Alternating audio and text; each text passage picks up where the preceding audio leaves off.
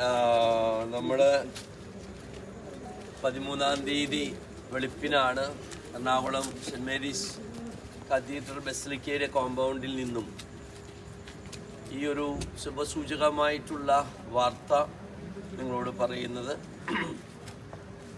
Major arch ബിഷപ്പിൻ്റെ വികാരി arch bishop Joseph പാംബ്ലാനിയുമായി ഈ കഴിഞ്ഞ രാത്രി 10:30 ഇവിടെ ഈ 9-ാം തീയതി തങ്ങളുടെ പ്രാർത്ഥനാ യജ്ഞം ആരംഭിച്ച 21 വൈദികർ, ആ 21 വൈദികരെയാണ് കഴിഞ്ഞ ദിവസം വെളുപ്പിന് പോലീസ് പിടിച്ചു വലിച്ച് ഞങ്ങളിപ്പോൾ ആയിരിക്കുന്ന ഈ കോമ്പൗണ്ടിലേക്ക് മേജർ ആർച്ച് ബിഷപ്സ് ഹൗസിൽ നിന്നും കൊണ്ടുവന്നാക്കിയത്.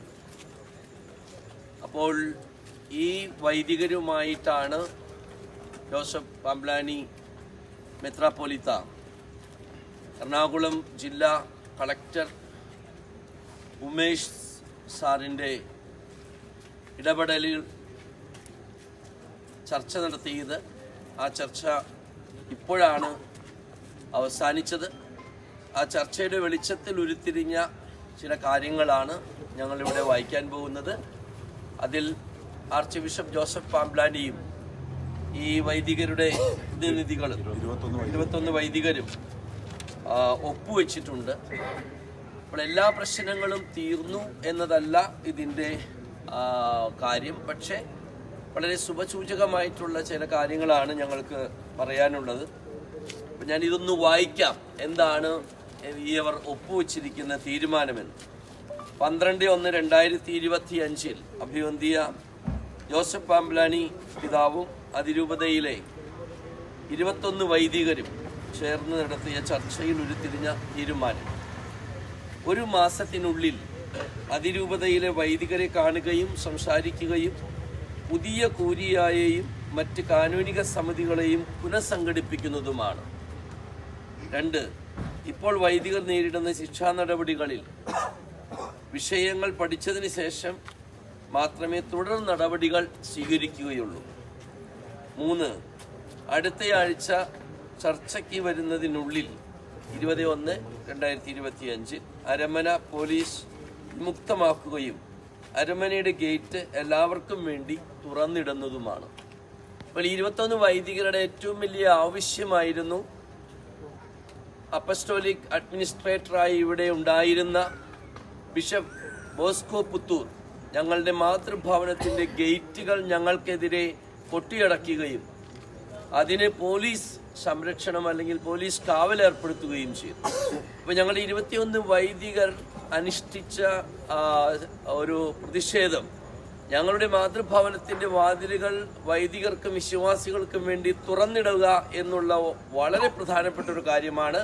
അതിന് ജോസഫ് പാംബ്ലാനി പിതാവ് സമ്മതിച്ചിരിക്കുന്നു. 20-ാം തീയതി അടുത്ത ചർച്ചയ്ക്ക് ഉള്ളിൽ ഗേറ്റ് എല്ലാവർക്കും വേണ്ടി തുറന്ന് ഇടുന്നതാണ് എന്നുള്ള സന്തോഷകരമായിട്ടുള്ളൊരു വാർത്തയാണ് ഞങ്ങൾക്കുള്ളത്.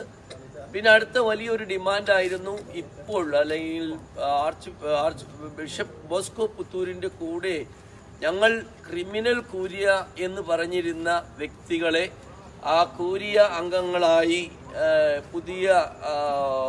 പുതിയൊരു കൂരിയയെ നിയമിക്കുകയും അവരെ മാറ്റുകയും ചെയ്യും എന്നുള്ളൊരു ഉറപ്പ് ആർച്ച് ബിഷപ്പ് ജോസഫ് പാംബ്ലാനി ഈ വൈദികർക്ക് നൽകിയിട്ടുണ്ട്. ഇതാണ് വളരെ ഇമ്മീഡിയറ്റ് ആയിട്ട് ഇവർ ആവശ്യപ്പെട്ട ഒരു കാര്യം. ഇത് അതിരൂപതയുടെ നന്മയ്ക്ക് ഉതകും എന്നുള്ള കാര്യത്തിൽ യാതൊരു സംശയവുമില്ല. ഇനി മാത്രമല്ല, ഈ വൈദികരോട് പറഞ്ഞിരിക്കുന്നത് ഇന്ന് രാവിലെ 8 മണി വരെ അവർക്ക് അവിടെ താമസിക്കാം. ഈ അതിരൂപതയിൽ ഞങ്ങളുടെ മാതൃഭവനത്തിൽ ഞങ്ങൾക്ക് താമസിക്കാം. അതിനുശേഷം മാത്രമേ ഞങ്ങളുടെ 21 വൈദികർ അവിടെ നിന്ന് പോവുകയുള്ളൂ എന്നും പറഞ്ഞിട്ടുണ്ട്. അതും അദ്ദേഹം അനുവദിച്ചിട്ടുണ്ട്. പക്ഷേ ഈ കാര്യങ്ങൾ അദ്ദേഹം മേജർ ആർച്ച് ബിഷപ്പിൻ്റെ വികാരിയാണ്.